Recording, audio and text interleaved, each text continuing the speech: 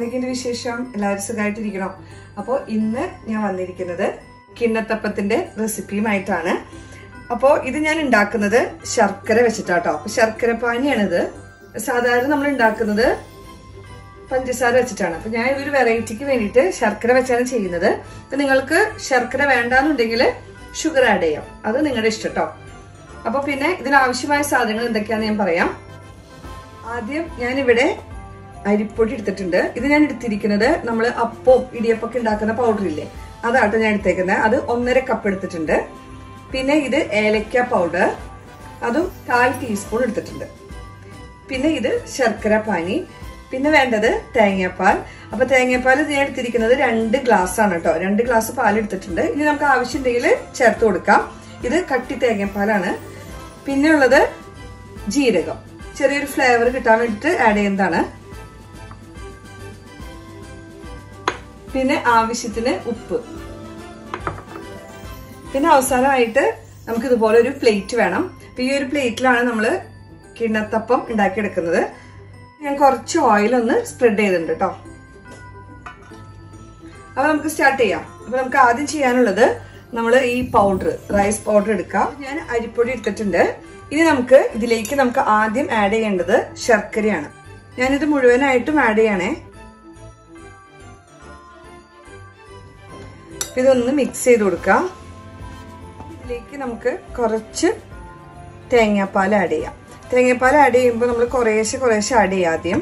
കാരണം ഇത് എത്ര വേണമെന്നുള്ളത് നമുക്ക് ഓരോരുത്തരും എടുക്കുന്ന അരിപ്പൊടിയുടെ ഒരു ഇതനുസരിച്ചിരിക്കും നമ്മൾ ഇതിന്റെ വെള്ളത്തിന്റെ അളവ് എന്ന് പറയുന്നത്. അപ്പൊ എല്ലാവർക്കും ഒരുപോലെ ആവണമെന്നില്ല. ചിലവർക്ക് ഞാൻ ഒഴിക്കുന്ന അത്ര വേണ്ടി വരില്ല. അത് ഓരോ അരിപ്പൊടിയുടെ അല്ലെങ്കിൽ ഓരോ ബ്രാൻഡിന്റെ അനുസരിച്ചിരിക്കും കേട്ടോ.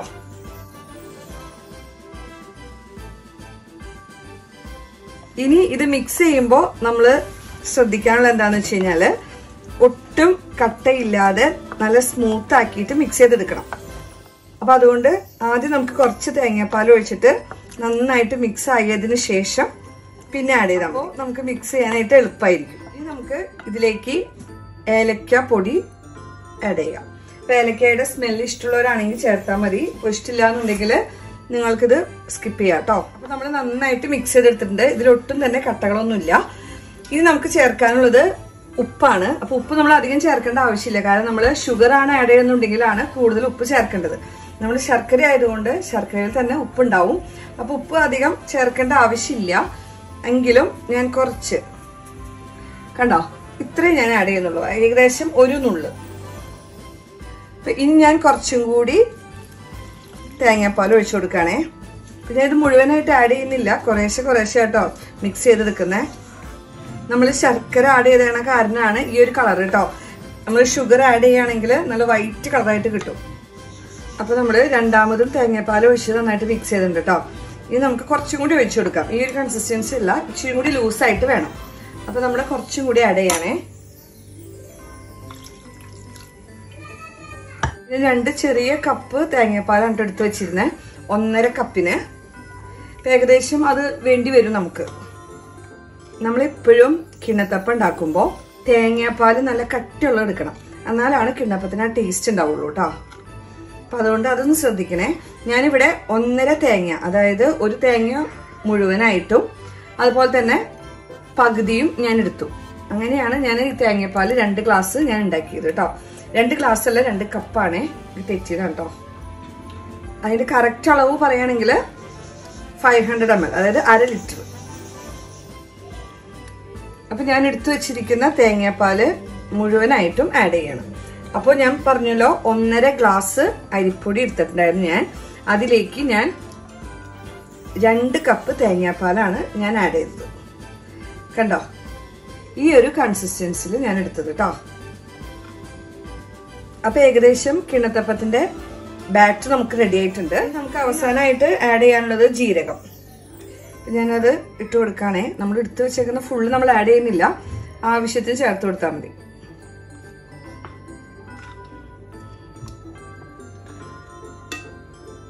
ഈ ജീരകമൊക്കെ ആഡ് ചെയ്യുന്നത് ചെറിയൊരു ഫ്ലേവർ കിട്ടാൻ വേണ്ടിയിട്ടാണ്.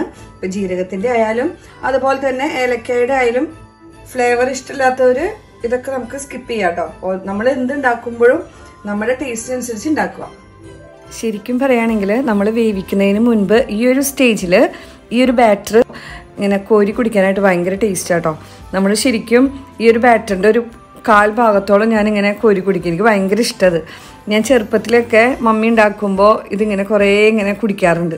പക്ഷെ അന്ന് മമ്മി വഴക്ക് പറയും, കാരണം ഇത് വേവിക്കാത്തതായതുകൊണ്ട് വയറുവേദനയ്ക്ക് എടുക്കുമെന്ന് പറഞ്ഞ് അന്ന് ചീത്ത പറയാറുണ്ട്. നിങ്ങളും അതൊക്കെ ചെയ്തിട്ടുണ്ടാവും എന്ന് വിചാരിക്കുന്നു. അതിൻ്റെ ഒരു ടേസ്റ്റ് എന്ന് പറയുന്നത് സൂപ്പറാട്ടോ. ഇനി നമുക്കിത് ആവിയിൽ ഒന്ന് വേവിച്ചെടുക്കണം. അപ്പം ഞാൻ വേവിച്ചെടുക്കുന്നത് നമ്മൾ ഇഡ്ഡലിക്ക് ഉണ്ടാക്കുന്ന പാത്രത്തിലാണ്. അപ്പോൾ അതിലാട്ടോ ഞാൻ വേവിച്ചെടുക്കാൻ പോകുന്നത്. ഞാനിവിടെ ഒരു പ്ലേറ്റ് സെറ്റ് ചെയ്ത് വെച്ചിട്ടുണ്ട്.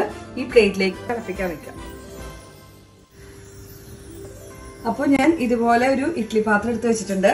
അപ്പം നമുക്ക് വെള്ളം ഒഴിച്ചിട്ടുണ്ട്. ഈ വെള്ളം തിളച്ച് കഴിയുമ്പോൾ നമുക്ക് ഈ ബാറ്റർ ഒഴിച്ചു കൊടുക്കാം കേട്ടോ. അപ്പം ഞാൻ പ്ലേറ്റ് വെച്ച് കൊടുത്തിട്ടുണ്ട്. പ്ലേറ്റ് വെച്ചതിന് ശേഷമാണ് ഞാൻ ഒഴിച്ചു കൊടുക്കുന്നത്. അപ്പം ഞാൻ ഈ ബാറ്റർ ഒഴിച്ചു കൊടുക്കുകയാണേ. ഞാൻ 3 കയ്യിൽ ഒഴിച്ചിട്ടുണ്ട്. ഇതുപോലെ ഇത് ചെറുതായിട്ടൊന്ന് ചെരിഞ്ഞിരിക്കുന്നുണ്ട് കേട്ടോ. അപ്പോൾ ഒന്ന് നേർത്തി കൊടുക്കണേ, അല്ലെങ്കിൽ ഒരു വശം കയറിയും ഇറങ്ങിയിട്ടിരിക്കും. ഇനി നമുക്കിത് കവർ ചെയ്ത് വെക്കാം. ഏകദേശം 10-15 മിനിറ്റ് വേണ്ടി വരും കേട്ടോ. നമുക്ക് വെന്തതിന് ശേഷം നോക്കാം. അപ്പോൾ നമ്മുടെ കിണ്ണത്തപ്പം ഏകദേശം റെഡി ആയിട്ടുണ്ട്. 10 മിനിറ്റ് കഴിഞ്ഞിട്ടുണ്ട് കേട്ടോ. നമുക്കിതൊന്ന് പൊക്കി നോക്കാം. അപ്പൊ ഇത് വെന്തിട്ടുണ്ട്. ഇനി നമുക്കിത് മാറ്റി വെക്കാം കേട്ടോ. ഇനി നമുക്ക് അടുത്ത പ്ലേറ്റ് വെച്ചിട്ട് ഇതിന്റെ ബാറ്റർ കോരി വയ്ക്കാം.